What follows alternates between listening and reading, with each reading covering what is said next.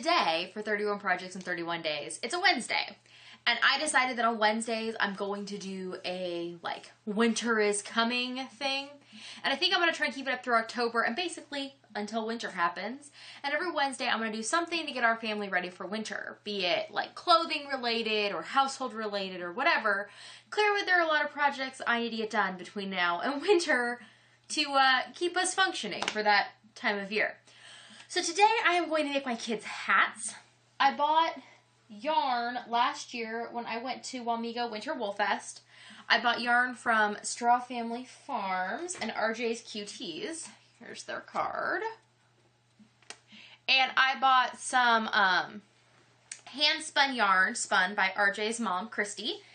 And I bought it in 3 different colors, one for each of my kids, in colors that I knew they liked. My middle son really likes orange. My daughter's favorite color currently is red. And my youngest, right now his favorite color is green. When I bought this, he didn't really have a favorite color, but I think he's going to like this chunky blue hand spun. So I'm balling up the yarn right now, and then I'm just going to make hats. So now I'm going to get to winding some yarn. And lots of people have fancy ball winders. Not around here. I had this all laid out nice, and then I went and got my camera. Let's see where I'm at. Oop. Come on. Okay. So lots of people have fancy ball winders. I don't. I'm just going to take this, and I'm going to set it on top of my knees, and then wind the ball by hand. I also, I know that cakes are beautiful, and people like using them for their various yarn needs. I think there's something really nice about a hand-wound ball. And maybe it's just because that's what I use. But I always remember when I was little, my mom having yarn. Like, she didn't do yarn crafts, really. But we had this little wooden box that had flags of the world all over it. And it was full of little balls of yarn. And I remember getting the balls out, and I'd organize them by color and size of balls, and I would just play with them all the time whenever I was sitting on the floor while she would be sewing or crafting in her craft space, and I always really enjoyed that. So, see, I've been playing with yarn for a long time. I wonder what happened to that box. Knowing my parents is probably still in their house somewhere. But here is ball number 1, ball 2, ball 3.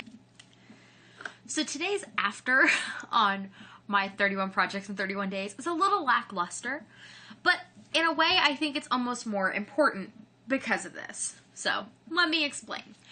I did not get nearly as much done as I had hoped, which is just reality, and I was kind of hemming and hawing about whether or not I was even going to post the video today. I was like, well, maybe I should just either get some more done in the morning and post it, or, you know, I've already messed up on posting a video in the series. Maybe it doesn't matter. Who's really paying attention anyways? But those are all excuses, because the reason I'm doing this is for me, because it's a good motivator for me to, like, I don't know, get some stuff done and do some projects that I would ordinarily back burner.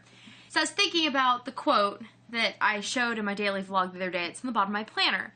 And it says, "Don't let your want for perfection become procrastination." So I had been laying in bed while I was trying to put my son to sleep, and he was fighting me, and I had more applesauce to can and just life that needed to be dealt with, and I was sitting there thinking of all the excuses and ways I could justify to myself to not post this video because it wasn't going to be perfect or what I had hoped. And then I realized that was stupid, and I just needed to post what I got done because that's real. And it's not like this was a tutorial to show you, like, step by step how to do it. If anything, it's vlogtorial in nature, though today's not so much.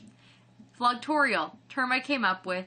I think of it as kind of explaining how you do things, but in a more vloggy style. So it's not perfect lighting. Your house might be a mess. There might be noise in the background, but these are kind of the steps. And that's kind of how a bunch of things in this series are turning out, though some of them are just like, I was going to make this thing, here's the thing I made. Well, today I was going to make 3 hats for my 3 kids so we can be ready for winter, because it's Wednesday, and until winter, that's what I'm going to do on Wednesdays. Well, I got 1 done and 1 almost done, and that's it. I did get the yarn wound for all of them, but I just wasn't happy with that. Though I realize that that is a decent amount of stuff to get done, and more than some people get done in a week as far as crafting, I guess, goes. And I had other things to do, and I accomplished other things today, and so it's not like my day was a wash. This project was just not even a wash, just not what I had hoped. But that is also something that I am gaining out of this series, is learning that that is okay.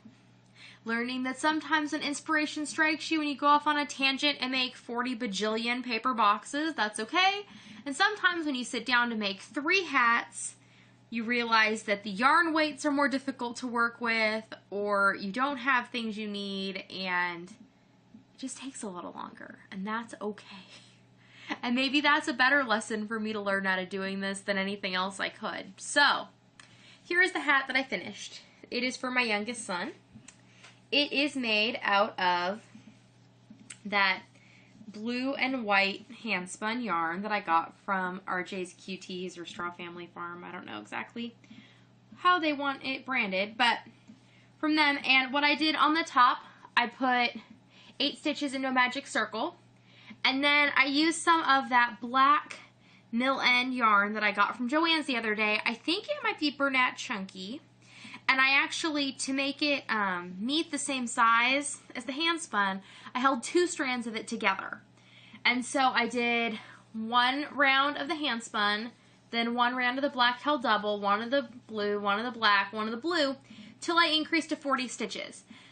Now, I made the top of this hat 3 times. The first time I hadn't added the black in, I just did it in the blue, and I didn't like the texture it was.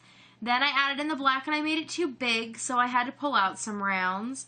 Then I started working down it, and then I tried it on my son again. It was still too big, so I pulled it out.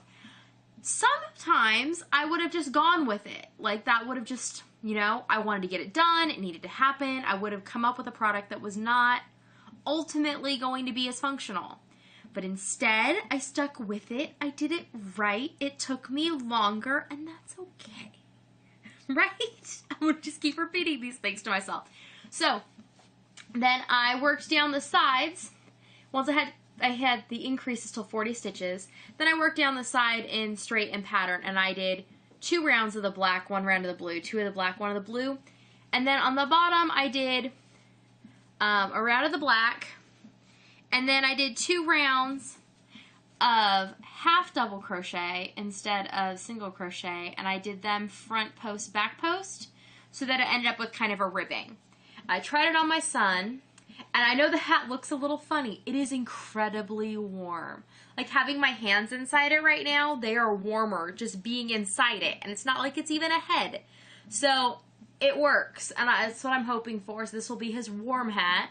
I'm going to try and make the kids several hats this year, so like, for sure, a super warm hat of this nature, and then also a mid-weight hat, and I know that we already have some store-bought hats that I think of as being pretty lightweight, so we'll see how that goes. But this is the one that I completed, and I am very happy with it, and he loved it, and he tried it on, and he wanted to have it, but I said no, not yet.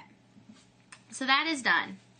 And then I started working on the one for my 4-year-old son, and his is out of this orange, and it is like an orange and white. It's kind of a creamsicle color, and I don't know, I would think this is like a DK, like a heavy DK maybe.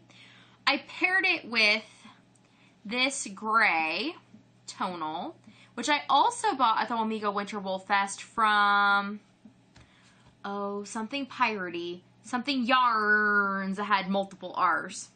I know I have this on my stash page on Ravelry. I made a hat for myself if you are interested in what it is. So, what I did for his, I made his hat out of half double crochets. Again, I just did increases on the top till I got to the right size for his head. Luckily, these are for my kids, so I have them to model and try things on. Then I did a row of single crochet after I felt like it was long enough that I wanted to put in this gray stripe. And then I kind of did a pattern in there. I did a row of single crochet in the gray, and then half double crochet in the gray. And then I did front loop, back loop in double crochet. And then I did another row of half double crochet, which I did alternating back loop, both loops. That way it kind of mimicked this front loop, back loop stitch, but on the bottom. It brought that, that bar forward. And then I did a row of single crochet, and now I'm putting the orange in, and I wanted to try and get a similar ridge that I got to the top.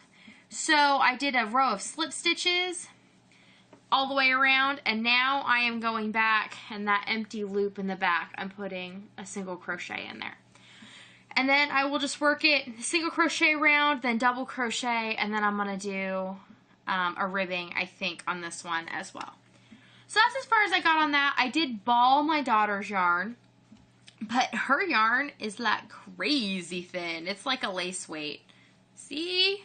Crazy thin.